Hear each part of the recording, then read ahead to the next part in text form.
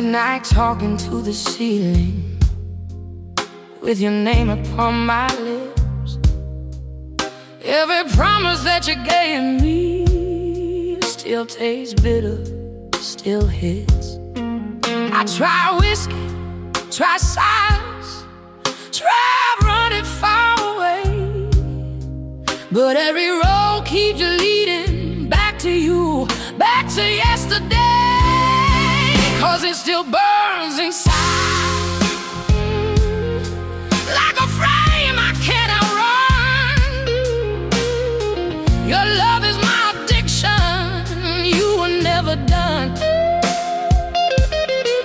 I scream your name in shadows, I bleed it through my pride. Yeah, you left me broken, but it still burns inside.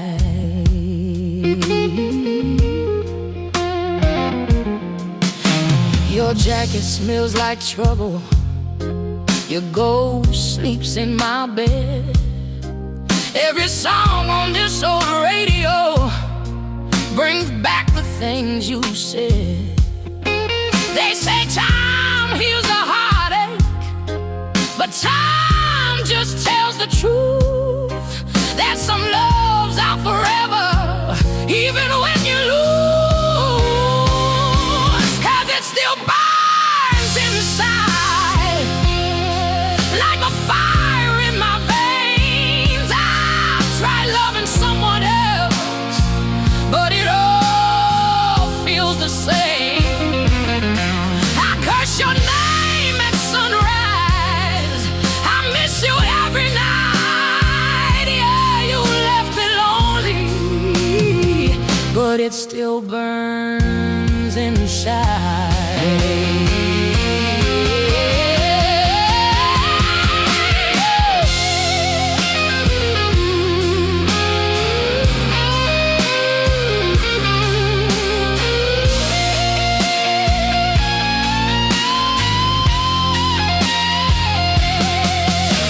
If loving you is weakness, then I'll stay weak and wild. I'd rather feel this heartbreak than forget your smile.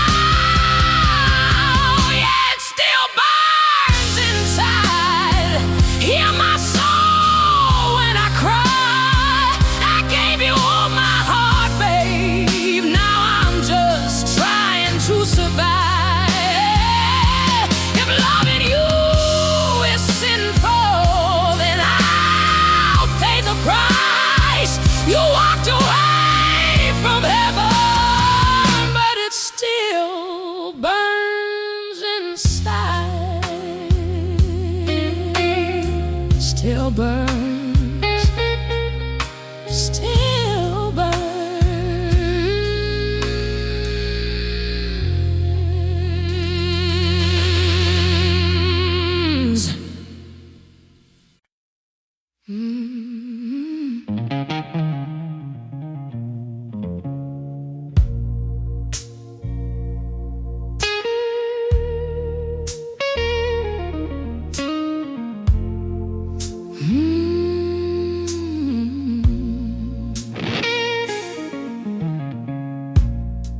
Midnight talking to the ceiling, with your name upon my lips. Every promise that you gave me still tastes bitter, still hits. I tried whiskey, tried silence, tried running far away, but every road keeps leading back to you, back there yesterday. 'Cause it still burns inside, like a flame I cannot run. Your love is my addiction, you were never done. I scream your name in shadows, I bleed it through my pride. Yeah, you left me broken, but it still burns inside.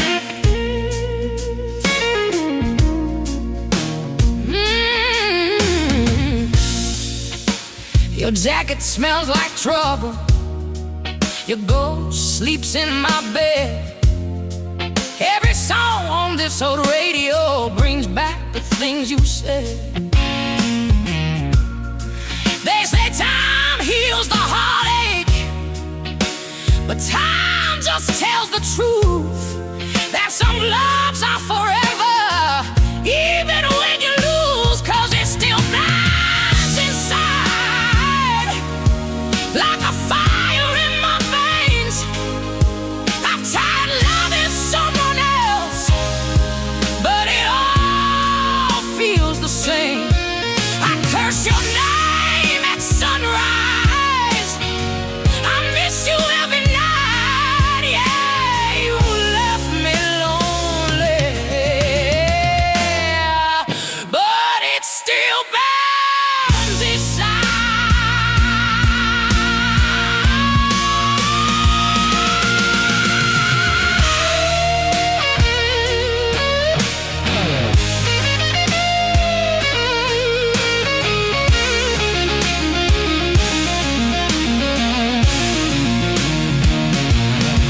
Yeah, if loving you is a weakness, then I'll stay weak and wild.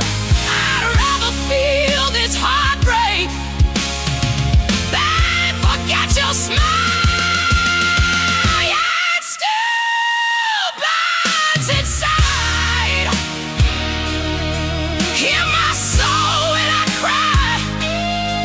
I gave you all my heart, babe. Now I'm just trying to survive. If loving you is sinful, then I'll pay the price. You walked away from heaven, but it still burns inside. Still burns. Still burns.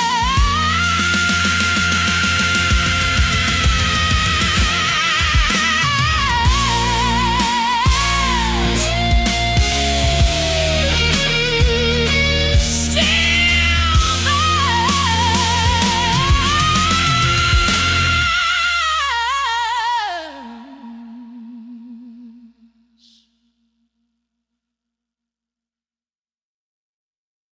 There ain't no use to sit and wonder why, babe, if you don't know by now. Ain't no use to sit and wonder why. It'll never do somehow. Oh, when your rooster crows out the break of dawn, look out your window and oh, I'll be gone. Oh, and you're the reason I'm traveling on. Don't think twice, it's alright. Ain't no use in turning on your light, babe. The light I never knowed. Oh, now it ain't no use in turning on your light. I'm on the dark side of the road. Oh, now I'm thinking and wondering, walking down the road. Oh, I once loved a man, a child, I am told. Oh, I gave him my heart, but it wanted my soul. Now don't think twice, it's alright. Ain't no use in calling out my name, boy, like you never done before. Oh, now it ain't no use in calling out my name now. I can't hear anymore. There was something you might do or say, oh, to try and make me change my mind and stay. Oh, but we never did too much talking anyway. Now don't think twice, it's alright.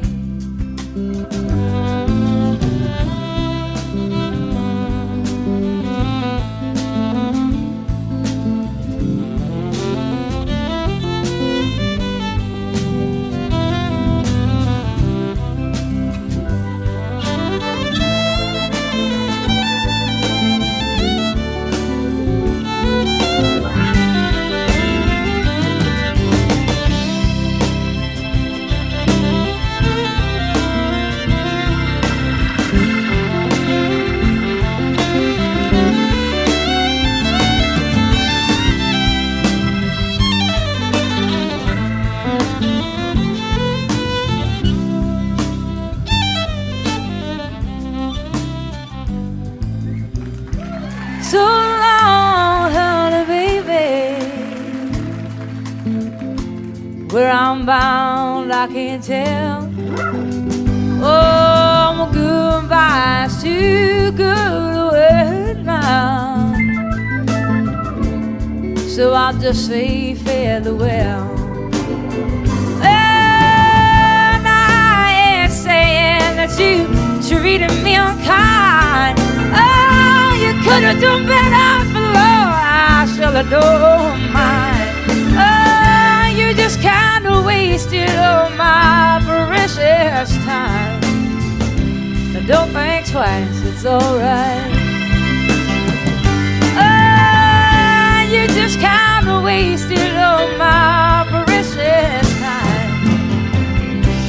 Don't think twice, it's alright.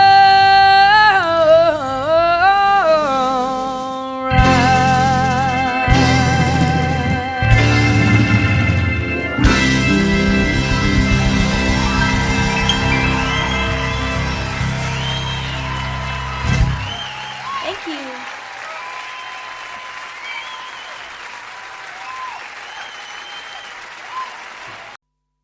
Had dinner with him last The night. Graham. Oh, were you? Basher. Oh, Basher. He's fantastic. What a fine man. A fine musician. They've got a picture of him on the wall of this VH1 studio in Camden Road where we were, and he looked like a lemur, like, because he's just had really light blue eyes, and just the photograph looked like he was holding a guitar, and he just looked like one of those exotic Madagascar lemurs that only come out at night. It was just great. We I used to run a little venue in the north of England, which was an old wooden pavilion that was been knocked down now, and we booked this band one night, and they pulled. So the agent said, "Well, I've got this other band called Brinsley Swartz. Do you want them to come?" Yeah. So we said, "Okay." So they turned up, and it was just brilliant.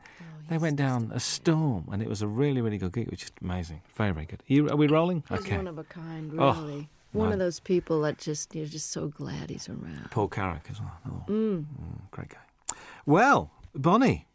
We're still here with our same jobs. I knew you were going to It's say a miracle, isn't it? that. A live album. And about time too. Tell me about it. Yeah. Not from lack of wanting. Really? So why now?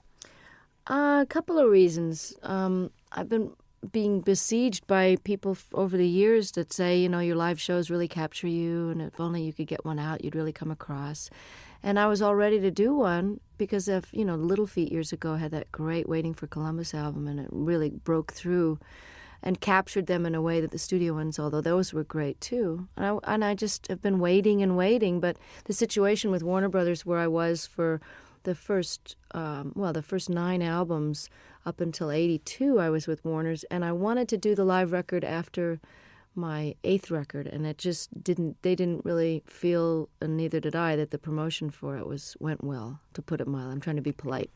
And radio really stopped playing any kind of progressive format, so I was basically shunted off into the hinterlands of fringe music. And even though I was selling well in my concerts and my core audience bought my albums, it wasn't the right label situation to put out a live record, because they didn't care enough, frankly. So it took me a while of waiting to get on a new label, and then God knows, after the Grammys hit, things have been really great with EMI Capital, and I wanted 3 studio records under my belt to draw from great songs that people would be familiar with. And I've been basically planning to have this lineup of guests for a long time now. And finally, I've got the great band that can play the songs as well as the ones that play in the studio, because most of them are the ones that are on the records.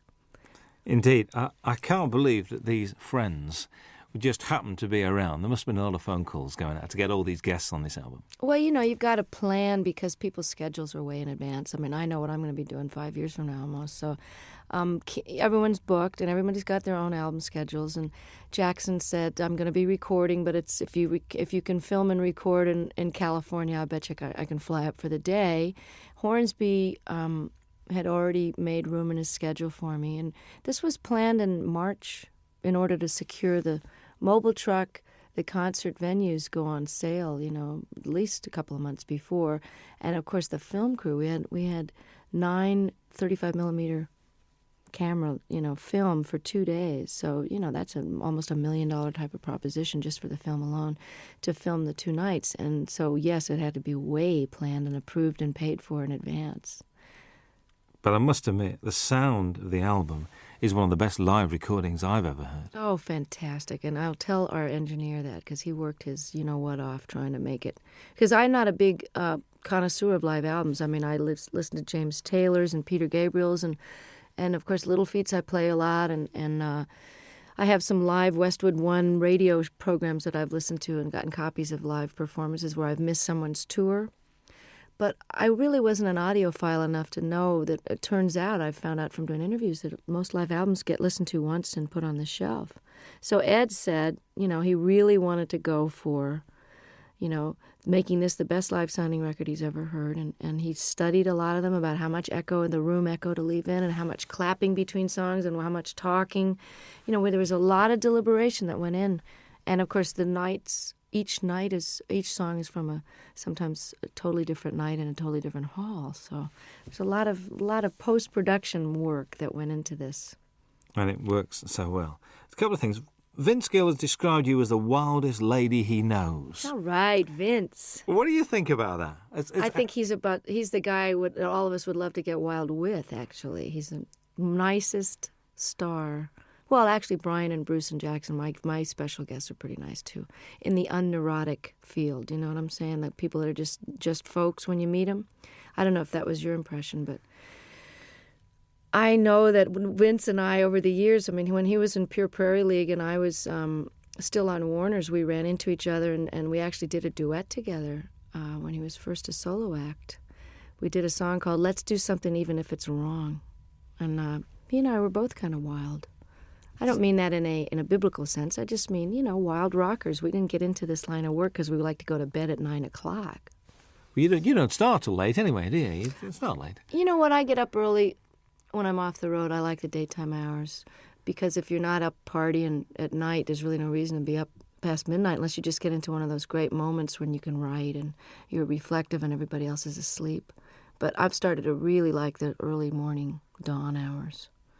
In London, when there's nobody else around, it's very good. I was in New York last year, and we drove out of the city we just drove out for about an hour at about 6, 7 o'clock on a Sunday morning. Nothing in New York. Very strange feeling. I bet it was very bizarre. Strange. I bet. Very, very weird. Do you think your marriage has given you a different outlook on life? Have you calmed down or not? Or do Michael and you have a sort of a thing, I don't think marriage has much to do with the calming down. I think just getting older, from your 20s to your 30s, there's a certain calming down, and I don't know about your life, but most of the rockers I know, and by rockers I mean not such as a musical categorization as in party as much as you want and can get away with kind of a thing. Like I would never jeopardize my job or walk around stumbling, and I never was one of those kind of visibly out of it kind of a person where people would comment on it. It was more like a private thing after the show, but lifestyle changes in your 30s are necessary if you want to keep your wits, your memory, your looks, and your health, not to mention the most important, which is your music. So even though I never jeopardized my job, I think my effectiveness, how many hours of the day I was able to be productive, was starting to get affected by my extracurricular activities. So my calming down that way happened in my mid-30s when I kind of quit drinking and and took up yoga and bike riding and doing all those things with the ravages of time, so that you end up feeling more energetic and more able to do your gig and have more fun, because it just isn't fun to feel bad, you know. I mean, I know some people make a career out of it, but the feeling bad is for the young.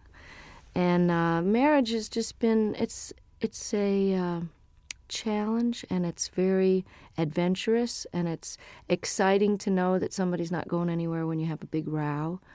But it's also comforting to know that there's a level of commitment that makes the rough times more doable, and that makes the sweet times very, very deep. And, you know, the learning about each other and learning about yourself. Stuff comes up in marriage that didn't come up when you're living together with other, you know, I didn't live with Michael until we got married. And you repeat patterns in your parents' marriage, whether you wanted to or not.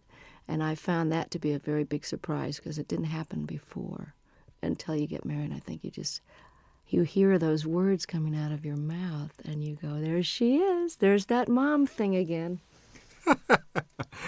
Bruce Hornsby appears on two very different songs on this album. Very much Thing Called Love and I Can't Make You Love Me. I mean, he's not only a great musician, but a really nice guy. And these two songs not only show the diversity of your talents, but also his as well. Was that why you asked him to play on those two songs?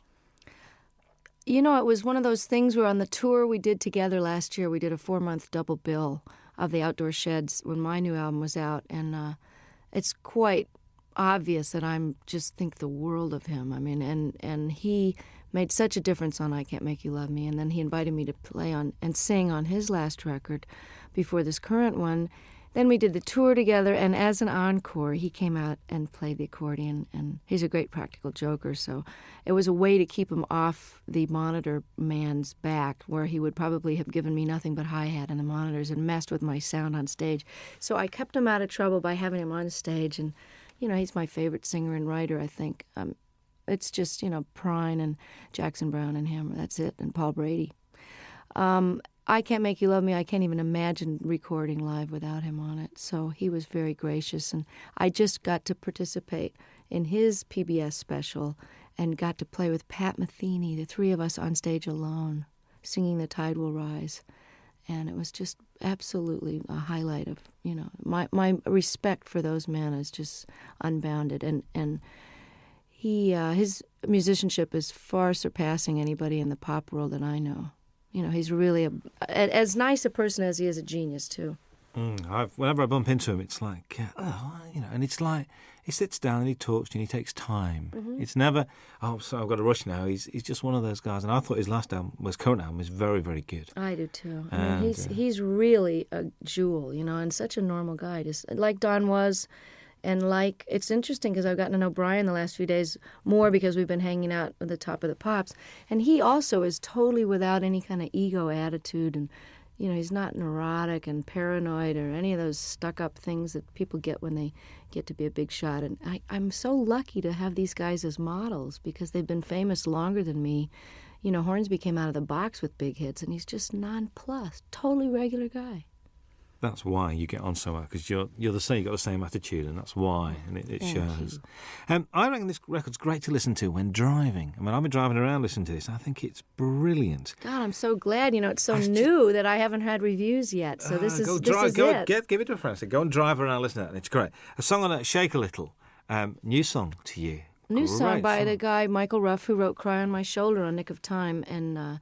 I listen to so many tapes of things where people have a cover letter that says, this is so perfect for you, we've had you in mind, and then it's just dreck. So I appreciate the thought, but, you know, I don't know whether to throw a bucket of water on them the next time I see them or just never answer their phone call. And then there's these jewels like Michael Ruff, who's a brilliant artist on his own and has never gotten the attention he deserves. And I think he's actually got quite a good career in Sweden going on for some reason. But he had 2 great records on Warner Brothers years ago, and the women are all mad for him because he's absolutely gorgeous. But what an unbelievable tune. I'm glad you mentioned it because I love it. I think it made a good single, actually. I was listening to it. I think so, too. A good single. Matters of the Heart is haunting. I mean, that's one where I think you mentioned this capturing the audience. You could hear a pin drop in that auditorium. They're all there as one, I think. I mean, and hadn't heard the song before, too. No, so that was really which is great. like, oh. Yeah. And I mean, did you feel that was a special performance that night with them? Exactly. That was why we picked that night's performance. I mean, all the great part about recording 6 nights is that we really got the best performance of each one. It was hard to choose sometimes, but there was always one that had that pathos and a unity of, you know, whether it was a spontaneity or just not thinking about it. Everybody forgot about the tape, and the audience, for whatever, it's almost like a great meal or making love. You know, there's just that one evening where it's that you're doing the same thing with your lover that you've always done, but it's just fitting and feeling perfect. And that this track has got a soulfulness to it, a kind of a Ray Charles thing that, you know, Michael McDonald is an incredible writer and singer. So the fact that to wrap myself around one of his songs like this is, you know, you're as good as your material. And like I Can't Make You Love Me, this is one of those classic songs. I think what's nice about this record as well is it's not Bonnie Raitt's greatest hits live, which I'm so pleased about. It's a real, it's almost it's a comment and it's a reflection. Was that purposeful, the way you selected the songs? Yeah, and I'm glad to hear you say that. This is terrific that it's coming across, even in its shortened one-disc version of the 2-hour concert. I mean, we were actually surprised, Don and I, when we had to narrow this down, that this played as well, and we almost like this order better than the ones with the extra 4 songs on it. I had no intention of doing a greatest hits, because why would somebody want to buy it? Well, I suppose they would want to have all those so-called hits on one record, but why not try letting the songs go out the way they've evolved over the last few years? I mean, Love Me Like a Man, I recorded in 72, and the guitar solo is never going to be the same twice. And certainly Have a Heart and Love Letter and different songs from Nick of Time, you know, all of these songs have taken on their own character depending on the tour that we play them. Each tour, everything gets a little shifted by the band members, you know, because just to keep it interesting, but also they just grow. Tempos are changed, you know. Have a Heart has a kind of a South African guitar part on it, and that's partly because I've got one of the greatest guitarists as a foil now, George Marinelli, who used to play with Bruce Hornsby. So I wanted to add something different to the older songs and give people, we got 6 new songs, so it's a little bit of everything. I think so. Charles and Ruth, I'm pleased they're on there. I get the impression the way you work together, there's a real mutual respect amongst the 3 of you guys. Oh, total. And I mean, of all the people that are on the stage at once, everybody has admiration so deep that, you know, I hope it comes through, and I'm glad to hear you say that it can be felt, because Ruth Brown single-handedly was such an influence on Etta James and Aretha Franklin and all the people that I grew up listening to when I was old enough to read about their influences. They were the ones that mentioned Ruth, because I, of course, was only, 1 year old when her first record came out. But she's built Atlantic Records with her singles in the late 40s and 50s, as did Charles Brown, who's no relation, by the way. He's from a totally different part of the country. But he also was seminal in starting the whole West Coast blues sound, the transition between the post-war jazz era. And he took his Texas very funky roots. He also was classically trained, and he melded them into the style of jazz with the Art Tatum flavor and the beautiful classical music, to where Nat King Cole became famous based on the music that Charles Brown was doing. And, of course, Ray Charles is a direct descendant, although he doesn't credit Charles, and has never turned around and really helped him, nor have Chuck Berry and some of the other people that really grew up idolizing him. And I always felt it was strange that the great rhythm and blues artists and the white artists of today, who owe such an incredible debt to these pioneers, would not only not put them on the show, or at least throw some money towards the organization out of which they can get some health insurance, since they didn't get any royalties. Because this is the biggest criminal revelation I found out in the last 6 years, is that nobody before 1970 did get royalty participation. And we've just now gotten the 4th large company to only now, 6 years after the organization was founded, to agree to pay a 10% royalty starting today, for example, as opposed to 30 or 40 years of lost royalties and 10 years of CD sales with no money coming, no health insurance. You know, every other industry has health insurance and takes care of their own, except ours. So this is a call out to the other artists that are listening and fans to make sure you support the reissues that are paying royalties, and don't don't buy the bootlegs and don't sell the records direct. Send the money directly to the artist, believe me, before you rip them off for the third time. Absolutely. That's the Rhythm and Blues Foundation as well we're talking about. Yeah. Good to see blues on this. A fine tribute to Mississippi Fred McDowell. And I remember one night in the middle of winter going to Lancaster University, which is like in the middle of nowhere, because a friend of mine rang me up and said, we've got to go and see this guy playing. I said, what's it? He said, Mississippi Fred McDowell. I said, OK, we'll go. Went along, there was 8 people there. But the guy putting it on loved him, and it was obvious. The guy running the gig said, look, I spent my money on this and just come and enjoy yourself. Isn't that the greatest? Because Fred, I'm telling you, was the most exuberant blues man. They always say, oh, they're so full of pain and grief. I mean, Fred loved to play more than anybody I ever saw, and they're just re-releasing I Do Not Play No Rock and Roll, one of the greatest double albums, and I think it was recorded here in London.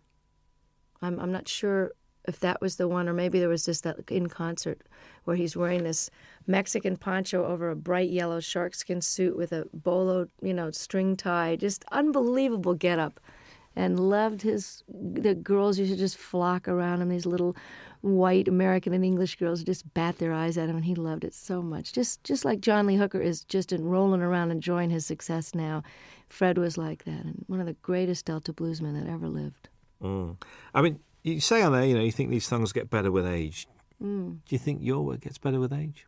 I sure hope so. I mean, don't you think you're better at your job now? You got more seasoning and humor and perspective and knowledge. I mean, I always think people, as they get older, if they're lucky enough to keep their wits about them and don't get too cranky and discouraged, that people's wisdom and opinion at 70, 80, 90 years old they're like gems, If you're smarter now at 45 than I was at 25, why won't I be even smarter at 65? So I hope that my music is richer and deeper and more accomplished. And I never saw B.B. King or John Reid or Pablo Casals or Segovia get any less with age. They just got more. Absolutely. You're always introduced, which I do like, as Bonnie Raitt and her band, including Hutch and Ricky now. I mean, they're part of the furniture. Hutch, how long has he been around? A long time. He's has the distinction of being one of the only white guys ever play in the Neville Brothers, although they've had a white guitarist for a while. He is so respected by every type of musician. He played in Central America, lived there for a while. The New Orleans cats think he's just it. He lived in San Francisco, was in a band called Copperhead. He knows Celtic music inside and out and can play jazz, Algerian music. I mean, there's nothing the guy can't play. And if you ask him a question, he can give you every detail of every side musician. So he's like a walking encyclopedia. These are sort of nice guys to have around, I think, to contribute to what you're doing. Oh, I'm so lucky to. And this is the best benefit of success, is that while Hutch has been with me for over 10 years, at whatever salary level I was at, he was with me during the rough years in the 80s too, rough meaning couldn't pay very much. Ricky, who has been a successful producer living in Australia, doing film scores and, just co-produced the Boz Scaggs album. And, for those of you, Ricky Fattar from South Africa, he was in a young band called The Flame that was quite famous and was in the Beach Boys for a while. I'm able to afford musicians of the level that I've got now, and that is probably that and raising really great amounts of attention and money for political causes that really need the bucks. Those are the two most incredible aspects of my success that have made the biggest difference, that and good catering, backstage, to actually eat food that hasn't been sitting there for 4 hours. But to be able to play with Ricky and Hutch and have them leave home and come and play with me it's like a dream come true to every night have these guys. And that's why this record was done now. That's why I say in the liner notes, this was the time and you are the reason. Absolutely. Jackson Browne had to be here, really. I mean, there aren't many stages that you and him haven't shared over the years, mostly benefits as well, actually. But, to do Opening Farewell is just a bit special, I think.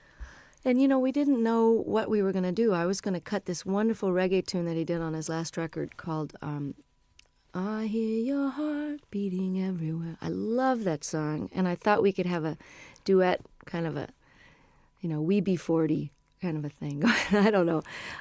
And we tried it in my key, and it just didn't sound as good as his. So I said, well, maybe we should send the band off to the wings and just sit here and play Opening Farewell. And it was just done. Came and never had a chance to rehearse it. He never had sung it in that key, never sung a harmony part. And all of a sudden we're filming and recording it for the history, and he was really a champ. You know, I can barely look at him because I love him so much, and he's so gorgeous and never changes. But yeah, I said that he had to be on the live record because he knows too much about me, and I'm afraid he's going to talk. He knows where the body's buried. Well, I know where his skeletons are buried too. There's an argument that drink and drugs have added to some of the finest music and literature, and also that all the great artists have got to be a shade crazy. I mean, you know, eccentric, crazy, call it what you will. What do you think about that? Totally agree. It's true that some of the greatest works of literature that are currently recognized and studied by even the religious right as great works of art. I mean, Hemingway, all the great works of the 20th century, certainly that whole revolution in the 20s, you know, people were faced. You know, I don't know what the expression is over here, but pissed or whatever. You know, there are a lot of that whining and writing about your mother and tortured. A lot of that stuff, when you know about addiction, you know where that mentality is coming from. Well, that's what makes great artists torture. And artists torture themselves. And the myth is that you can't be, quote, funky or as deep or as soulful or as funny if you're not sort of loaded or hungover, is blown by the fact that John Hyatt and Stevie Ray Vaughan and some of the greatest artists of our time are still kicking, you know what, sober. So, and I'm here to tell you from that song that's on this record, and I don't know if it made this cut. Did Feeling of Falling get? I think that's the one we did leave on.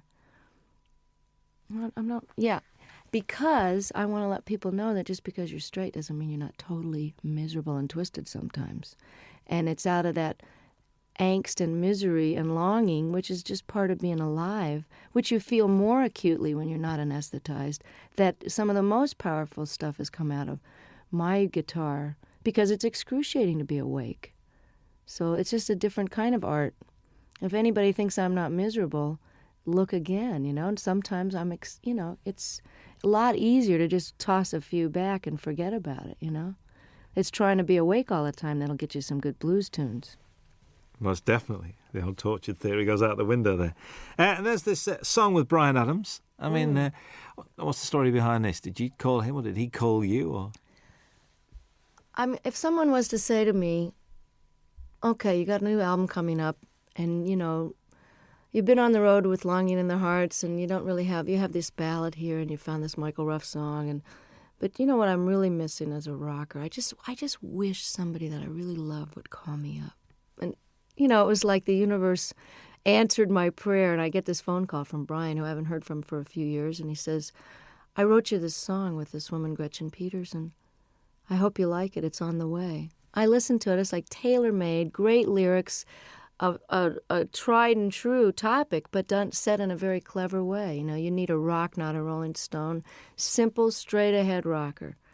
And then on top of it, his album was postponed, so as we got closer to the live recording, I went, oh, you know, it would be really great is if he could sing this with me. And he did. He said, I'm coming. I just can't believe it. It's like for all the blues people that I helped and all the obscure songwriters I've done songs and talked about over the years, you know, to have somebody like him who is really huge over here in Europe where I can't get arrested really. And, you know, for him, he'll be doing for me what I'm doing for Ruth and Charles. So without any compromise and just pure admiration and love, and just love the guy's work so much, and I love him. And here I am getting to have this handed to me, like Eric and Elton saying, hey, you want to be more known in Europe? We love you. Come on to the Wembley show. You know, that's the payback, is that it all goes around in a big circle, and then I get more well-known, and I can bring Charles Brown over to Europe. So that's the way it works, you know. Oh, that'd be very pleasant, actually. Very nice indeed. There's 3 songs that run together. There's Longing in Their Hearts, Love Sneaking Up on You, and Talking Heads, a storming version of that. All right. Were they the same night? Because they just run together. I think they are the same night, actually. But they were pretty slamming all. You know, sometimes we do Come to Me in the Middle, which we didn't have room for on the record. But again, you can get it on import, probably. I always thought of doing Burning Down the House since I first got the idea. I've always wanted to cut the song, but I had no idea whether we would do it on this record or whatever. I didn't know if it would make the record. It was just one of those sound check into the last encore of the night. And, you know, by the time you're at the encore point, your fans are so nuts. You know, you can basically play Rachmaninoff's symphonies and get away with it with a reggae beat. But I love Talking Heads. I love this song. Always heard it with slide guitar. And it's very similar in the clavinet part to Love Sneaking Up on You. So I had them as a segue, like half of Burning Down the House into Love Sneaking Up on You. And about 3 gigs into the tour, all the reviews were mentioning, and the audience was jumping up and standing. They were mentioning Burning Down the House. So Don suggested, he said, hey, why don't you just finish the song and flip the order and stick it on there and we'll put it on the record. And I said, no, nobody's going to go for that. And hey, I like it. Listen, it works really, really well. Kim Wilson guests on the album as well. I mean, the Fabulous Thunderbirds are one of the best-kept secrets in Europe, like yourself. Well, that's why I plan to change it. I mean, I'm really glad that by doing a record with Delbert on Luck of the Draw, that 5 million people have that album and now know who Delbert McClinton is. If anybody's been asleep in a closet and doesn't know, the other great white singer of rhythm and blues is Kim Wilson, and one of the greatest living harmonica players. And Kim and I have been talking about doing this song and performing it together for years, since they first wrote it on a record tastefully entitled Butt Rockin', which I'd love to hear him explain that to his folks. Oh, son, what's the name of your new album? Well, Mom, we decided to call it, you know.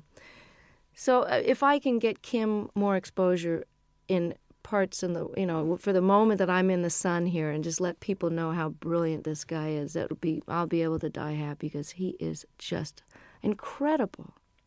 You know what, listening to this record, I do have a problem, because I'm not now going to be able to say to people, you mean you don't know who Bonnie Raitt is? This is causing me a bit of disturbance here, because it looks like the single's going to work, and if the album works, you've knackered a lot of the things that you know who Bonnie Raitt is, and they go, who's that lady who sang that song? See, I'm enjoying coming over here and still being a cult artist, and that, you know, now I'm getting all letters from the people in the States going, you know, you were mine for 20 years, and now I really resent the fact that everybody knows who you are and they're playing you in the supermarkets. But I wrote the guy back, I said, hey, 20 years in small theaters, can't you cut me some slack? I get to have Ricky Fataar in the band and Hutch. Let me have a moment in the sun here, and while these rhythm and blues artists are still around, and while Kim deserves to be heard, let me show the rest of America about these guys. And I feel the same way about Europe, but if I'm a cult artist over here for a while longer, it would just be very nostalgic for me. I think so. It was a joy last time to walk into the Palace Theatre in Manchester and see it sold out. Wasn't that exciting? Joy. I'm inching my way to notoriety over here. And, you know, I'm really thrilled that this record, that you think it's great, because I'm so proud of it. I mean, it took me a long time to get these songs together, and I took a lot of care in the mixing of it and the choosing of them. And I think if you're coming into me new, that you'll be able to get a good glimpse of what it was like before and some of the blues stuff. And, you know, I don't think anybody should be determined by their latest single. So, you know, I'm not a singles artist. So if you've never heard of me and you hear the Bryan Adams track and you like it, check out the rest of it, because there's a lot of good people on there that deserve to be heard while they're still able to play. I think so. I think how anyone cannot be moved by Jackson Browne's version of Stay, I will never know. And I just sang on his new record. It's just fantastic. Oh, there's a bit of to and froing, because you're on John Hyatt's record as well. Yeah, I know. Well, that's how it works. We all love each other, and, you know, I'm so thrilled that they want me to come and play and sing on their record. There's a great band out of New Orleans called the Subdudes, and I'm on their new record, and that's a fantastic record. Support act on the tour, actually. Oh, it'd be. Oh, that's right. If you got there early, That's right. They were over here in England. It's true. That's right with you. How's the songwriting going? I mean, we've been progressing. We've had like 3, 4. You know, we're getting there. I'm inching up there in the quantity. But I basically, one of the reasons I'm taking a hiatus is because I haven't stopped working either on the Rhythm and Blues Foundation or the different benefits that I've done and organized. My own touring schedule, making up for all these years I didn't tour outside the United States. I haven't had any time to write, so it's time to go live a little bit so I've got something to write about. Because honestly, I mean, writing about the catering in my room in the hotel is not going to make it for a topic. And getting any more personal than I did on the last record would be a challenge because I'm just going to have to figure out and take a break so that it's done from inspiration and not out of obligation. So does this mean that, I know because you're not a winter person, so come sort of spring, are you going to be treading these shores? I'm hoping to have the first break from touring in 25 years after this live record. I mean, I was doing this now, and I did a record with my dad, and it's out on Angel Records with a 42-piece orchestra. We did 3 songs together. It was just great fun. And I feel like I've done my bit with Charles and Ruth and Kim and done my major opus here, and it's time to take some time for me, because if you don't fill up and take some time off, there really isn't anything else to say. And I honestly don't think I'm going to be touring this next year unless for some ungodly reason, or perhaps truly godly reason, this record with Brian and this record takes off in Europe. And then I'll be a brand new artist and come over and show people where it's really at. A brand new artist again? Yeah. Again. Well, I'm an overnight success, Robin, you know that. There's a description that I read, I'd like your comments on, really. After years of singing about broken hearts, faithless lovers and no good men, Bonnie Raitt entered the 90s at the peak of her already lengthy and impressive career. Has the 90s been good to you, do you think? Oh, yeah, definitely. I mean, I don't think you could argue with the kind of Cinderella story that happened to me when I well, just a lot of changes were made personally before the Grammys happened, but I think in your 40s, while it, like as I was mentioning before, it's a little harder to be older and awake, it's also easier and more fun to be wiser. You know, does that make sense? It's easier because I know how to do things better, and I know how to handle stuff. I can handle my success. I can handle disappointments. I don't mind getting angry. I know that it's not going to last for 5 days. I'm just getting angry. So the process of growing up is happening now as it is for a lot of rockers, because it's just sort of a postponed adolescence sometimes until your 30s and 40s, and then that's when people settle down. So I've had a really great last 5 years, and I'm looking forward to another 25 and another couple of live records in the middle of those. Absolutely. Bonnie Raitt, thank you very much indeed. Nice to be back. Hi, this is Bonnie Raitt. Very happy to be with Robin Ross on your radio. I want to go to Scotland. If we send him a tape, right, he'll do a 2-hour special. Wow. He's like a big supporter, isn't he? These guys are just, Thank you, Dave. Thank you for the homeland, for the young girl who's found her way back to your shores any minute now. I'm threatening to show up for Hogmanay again. Again? Oh, Well, tell people God. this time, will you? See, I'm the only one that remembered what happened those 3 days. The entire country was out of their minds. But the studio was. I'm coming back with a video camera because nobody in America believed it.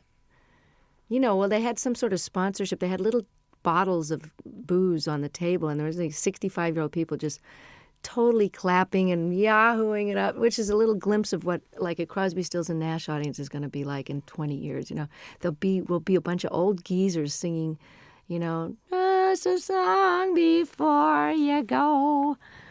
But they'll still be all applauding. And Sheena will be singing Morning Train, and me and Brady will be out there on walkers singing Thing Called Love. Yeah, I found another Brady Buncher. Curtis Stigers is a Brady Buncher. Yes, he is. Curtis Stigers is a Brady Buncher. I found somebody else as well. You know, guess who cut Paradise Is Here? Cher. Heard it from Brady's lips today. I'm not kidding. That'd be great. Let's find it right now. Really? So that must be this new album, because she's done the Mark Cohn Walking in Memphis. That's the single. So it'll be on the same album. Well, it's good. I'm glad that she's going to get them some wider attention, you know? Brady's record was great, wasn't it? Mr. Cummings won't know what's hitting. He won't know what to do. I know. He's great. I ring him up. I really wanted to do that song too, but Tina had already done it. I think that Cher track's coming out for Christmas as a Christmas single. Paradise Is Here? Well, that's good. I'm glad. I mean, I don't know who produced her, but I hope it's great. My engineer's producing Anne Murray's new record, which should be great. All right. Yeah, she's terrific. When I call you up. Remember when she did that? She wouldn't do an acoustic, would she? She should have done. She wouldn't do an acoustic for us. She's doing one now. Hello. I'll come in here and do one. Yeah, we had John Hyatt. John Hyatt did 2 songs. Did he? Yeah, John did 2 songs. Finn did 2 songs, did they not? Which is Neil and Tim Finn. They just told me to come and talk. They did Weather With You, and they did... Nobody asked me. We'll ask you. Anywhere, anytime. Well, you know Hey, we're you like know. you could play the national anthem and we'd listen to it. You know that. So, I'd play your national anthem. It'd be interesting. Yeah, it'd be good. Be good. good. So you're going to Scotland on this break? You're going to try. I want to. I was threatening to go to Ireland or Scotland over the weekend, but I'd like to come back when the days are longer, because it's too hard to come over here and have it get dark at 4. Yeah. Not if you're unless you. Especially over that You way. know what I mean? If your Yeah, you could get nighttime over the hours West can be more Coast. productive, but I want to be able to see stuff. You were going to go around Ireland last time I spoke to you. You were going to I visit did Ireland. it once a long time ago, and I want to do it again. I may do it over the weekend. Just get down the country and see part of it. Well, I did get a whole week in did you? there. I did get a week in Scotland, a week in Ireland back in '91, right after the Grammys. Randy Newman's on Jules Holland on Tuesday night. You should get him in here. I'd love to. With Warner's, you see, Warner's a bit strange. So my best man when I got married is head of promotion at Warner's, and he won't let me do any interviews. He said, I leave it to the regional people. I said, but we're getting like 50 Randy's stations. great. I know. I mean, Faust is a great record. Lovely man. When's Bonnie Raitt Call on Peter later? Asher and tell him I told him that he should do it. Excuse Tell me? him who you talked to. Tell him all the people you talked to and how many stations We're you going to get. start to, Just call him we got you directly. on, did we get 50 last time? Peter and Gordon. Tell him you're a Peter Gordon fan and call Peter Asher. Remember Peter and Gordon? I actually That's went Peter to see Asher. Peter. He's I said, I know. Randy's- he's But he used to Randy's manage manager. 10,000 Maniacs as well, didn't he? Yeah. He manages Little Feat. And now he's head of Sony, I think. That's right, I forgot. He got a new job. My former manager is was head of Atlantic, then head of Warner's, now he's head of Mercury. Moving Hello. around. We're gonna fire you. Here's $30 million. Get out of here. Oh God. Now you can pay the musician. Here's another label. Oh, Could you sign that for me, please? Are you kidding? Thank you. I've got great. I've got a shiny one because you haven't got shiny pens, have you? Can I have that on tape, please? And you haven't got any Robin tape. Ross has a shiny one. You haven't Thank you. Could you sign it for me?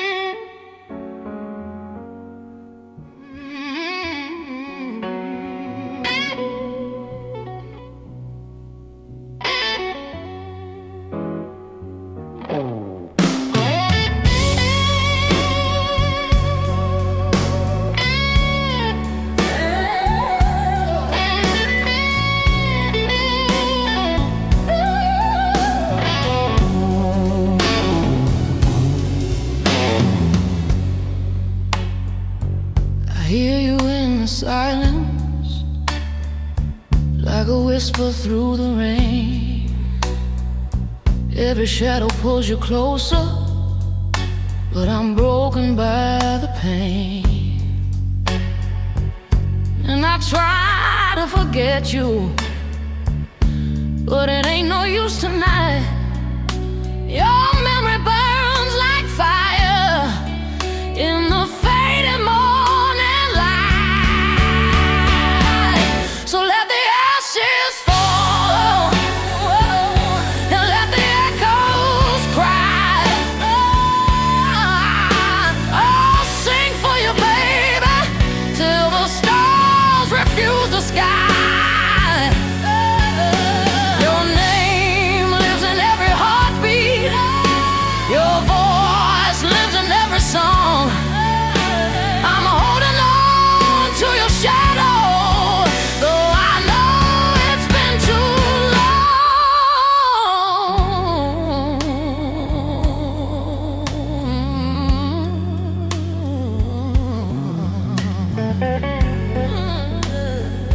Your silhouette and candle glow brings fire to aching bones.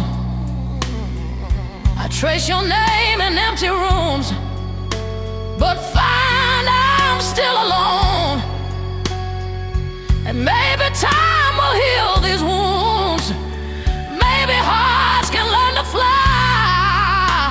But right now all I feel is love that never dies. So let the ashes fall, and let the echoes cry. I'll sing for you, baby, till the stars refuse the sky.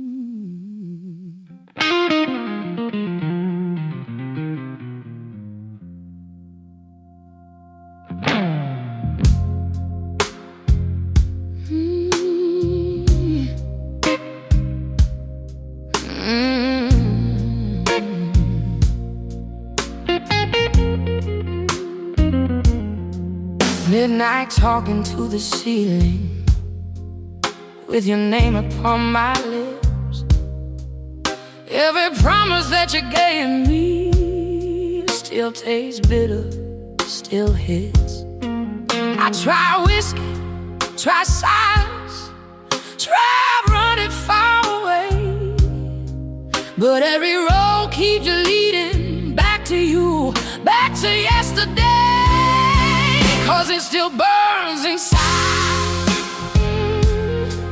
like a flame I can't outrun. Your love is my addiction, you were never done. I scream your name in shadows, I bleed it through my pride. Yeah, you left me broken, but it still burns inside.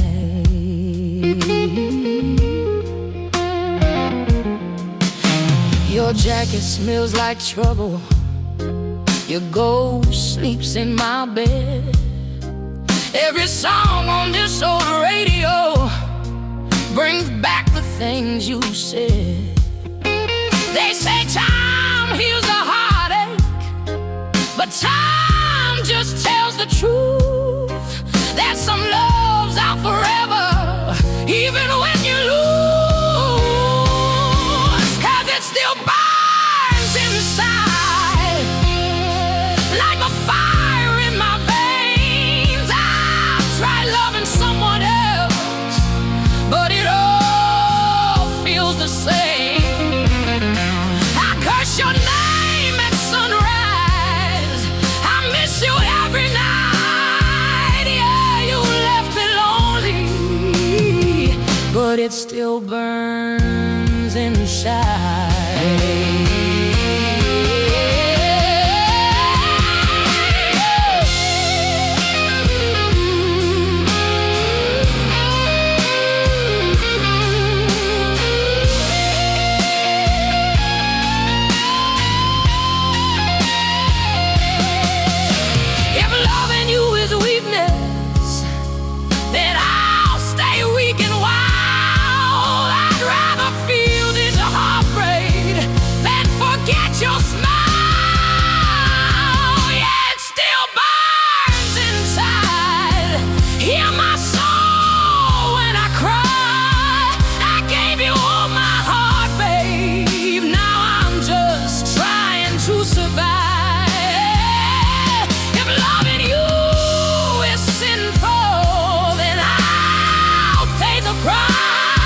You walked away from heaven, but it still burns inside. Still burns, still burns.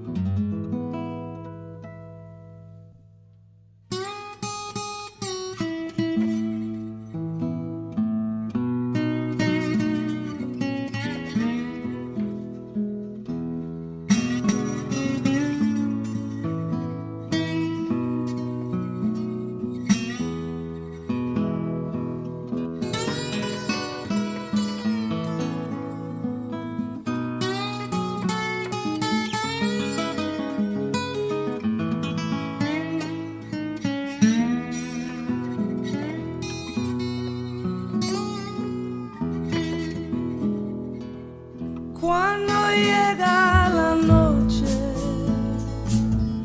yo recuerdo tu cara y en las olas del mar siento tu voz y en la luz de esta luna es tu piel que me roza. Y esta brisa azul trae tu corazón más cerca de mí.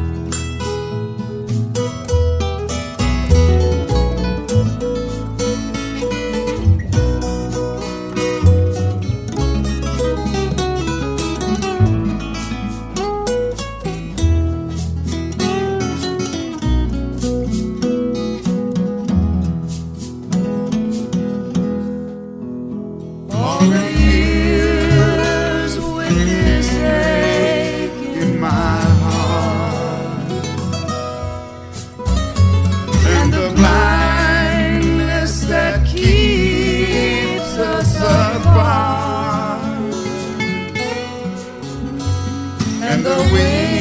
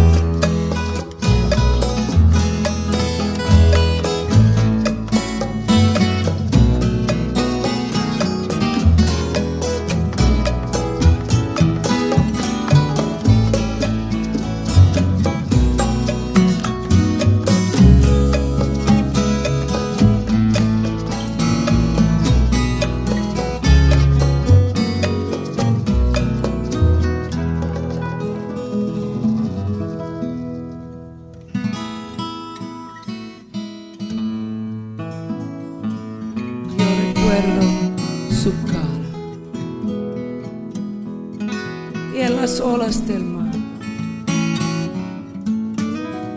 Yo siento tu voz. Y la luz de esta luna es tu piel que me rosa.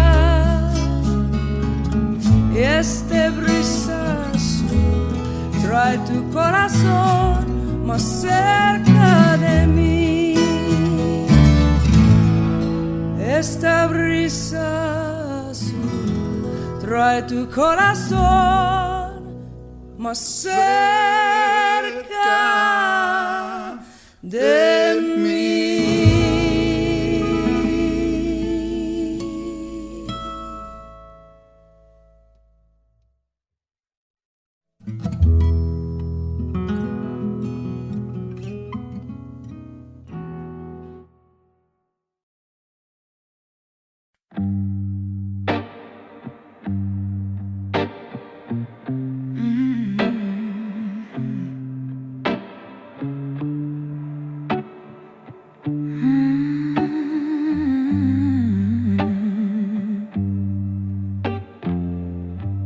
Your shadow lingers on the wall, like you never really went.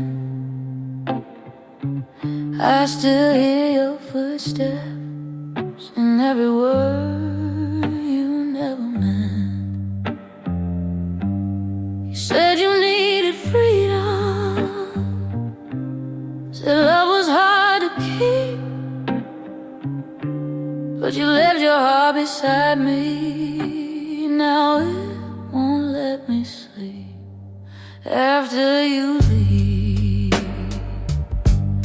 The night feels colder, every song breaks me down. After you leave, I try to be stronger, but I just end up on the ground. You take the best part of me. Every time you say goodbye, yeah, loving you is easy. It's living after you that's hard.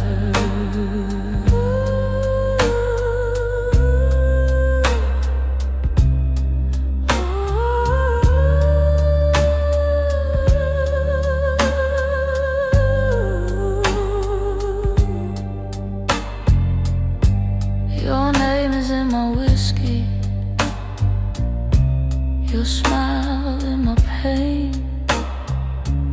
I keep dancing with your memory, like it's calling me again. I pretend I'm done crying, I pretend I'm okay, but every road I take still knows your name. After you leave, the lights feel empty, like a stage with no sound. After you leave, I hold myself steady while my world burns down. You kiss me like a promise, then vanish in the dark. Yeah, loving you is easy, it's living after you that's hard. Maybe one day I'll stop waiting, maybe one night I'll feel free, but right now all I know is you're still living in me. After you leave, I break in silence with no one watching me fall. After you leave, I keep the fire, even though you took it all. I gave you more than I should. You took it without a scar. Yeah, loving you is heaven, but living after you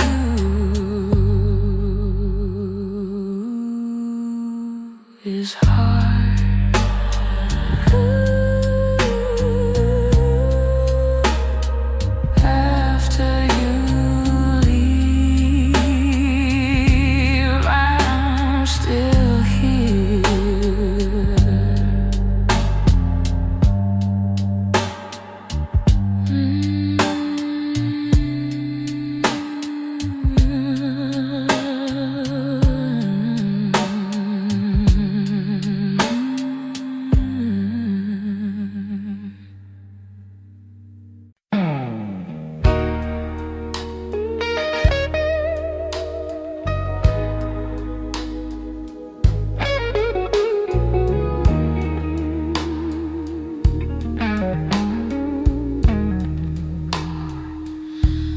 I hear you in the silence, like a whisper through the rain. Every shadow pulls you closer, but I'm broken by the pain.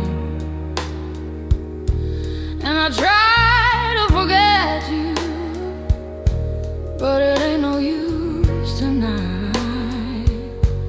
Your memory burns like fire in the fading morning light. So let the ashes fall, and let the echoes cry. I'll sing for you, baby, till the stars refuse the sky. Your name lives in every heartbeat, your voice lives in every song. I'm holding on to your shadow, though I know it's been too long.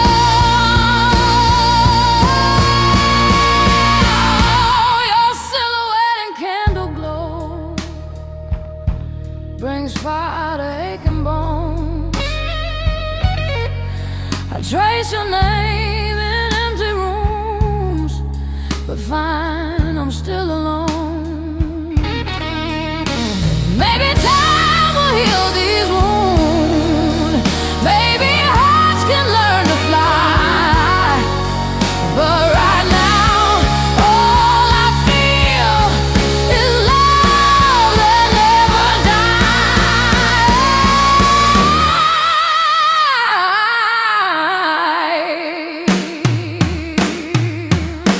So let the ashes fall, and let the echoes cry.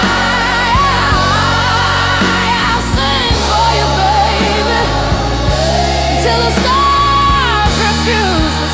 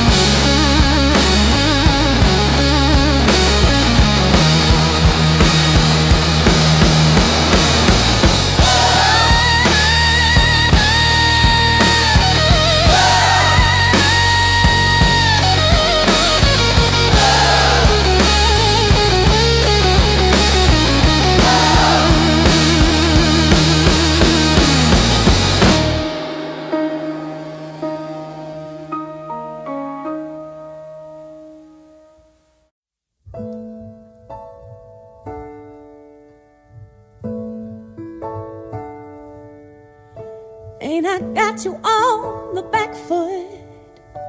And you know I got you really good. And there's something deep inside of me I got to be. And if you find it hard to follow me, if I lose you in my jet stream, then you only got to raise your eyes and see me fly. Don't tell me that I won't, I can't. Don't tell me that I'm not, I am. Don't tell me that my master plan ain't coming through. Do you tell me that I won't, 'cause I will. Don't tell me how to feel, 'cause I feel. And yes, I know what's real and what I can do. Something that you won't see every day. A little girl who found her way through a world that's designed to break on loving your dreams. And if there's one thing I would say to you, is that there's nothing that you can't do. And yes, it's all about your attitude. Don't let them get to you. Do you tell me that I won't, I can't. Don't tell me that I'm not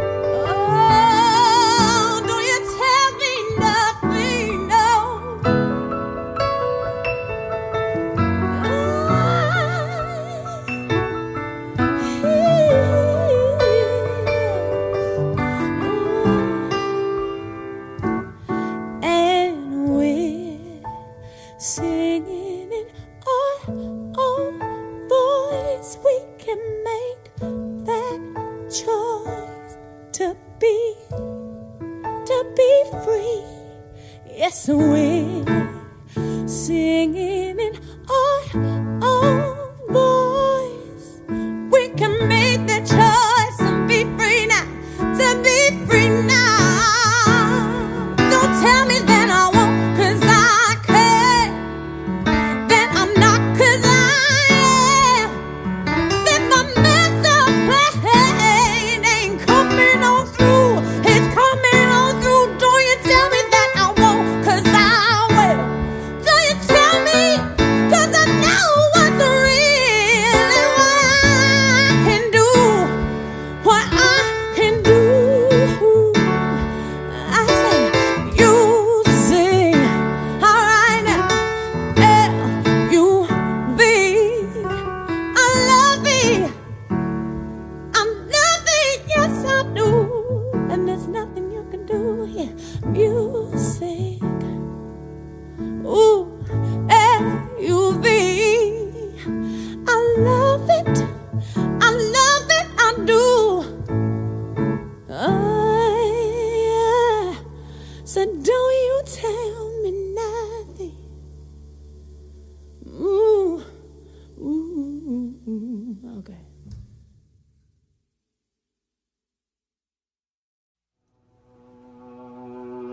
Ooh,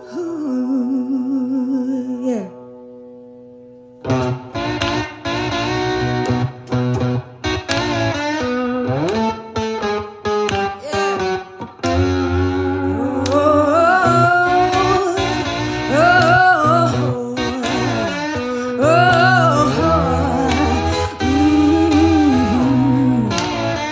You better come on in my kitchen, yeah, 'cause it's going to be raining outdoors. Ooh, the woman I love, yeah, I stole her from my best friend. Some joker got her lucky, yeah, stole her back again, yeah. You better come on in my kitchen, hey, 'cause it's going to be raining outdoors. Ooh, the woman I love, yeah, I stole her from my best friend. That joker got her lucky, yeah, and stole her back again. Hey, you better come on in my kitchen, 'cause it's going to be raining outdoors. Ooh, oh,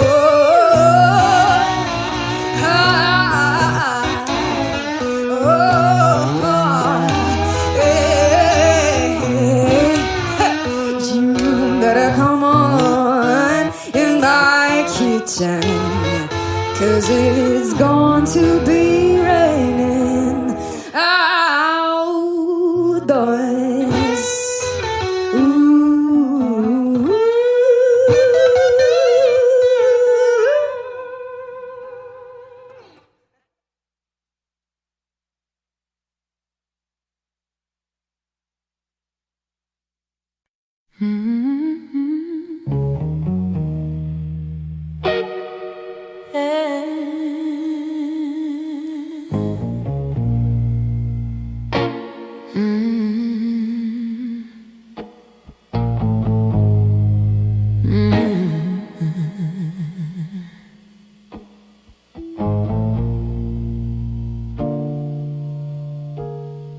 Your shadow lingers on the wall, like you never really went. I still hear your footsteps in every word you never meant. You said you needed freedom, said love was hard to keep, but you left your heart right beside me. Now it won't let me sleep. After you leave, the night feels colder. Every song breaks me down. After you leave, I try to be stronger, but I just stand up on the ground. You take the best part of me. Every time you say goodbye, your loving you is easy. It's living after you that's hard. Your name is in my whiskey. Your smile in my pain. I keep dancing with your memory, like it's calling me again. I pretend I'm done crying. I pretend I'm okay, but every road I take still knows your name. After you leave, the lights feel empty, like a stage with no sound. After you leave, I hold myself steady while my world burns down. You kiss me like a promise, then vanish in the dark. Your loving you is easy. It's living after you that's hard.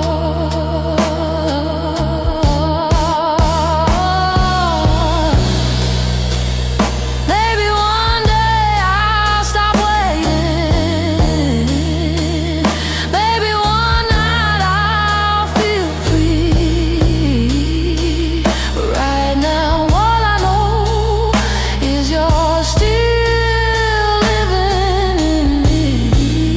After you leave, I break in silence when no one watching me fall. After you leave, I keep the fire, even though you took it all. I gave you more than I should. You took it without a scar. Your loving you was heaven, but living after you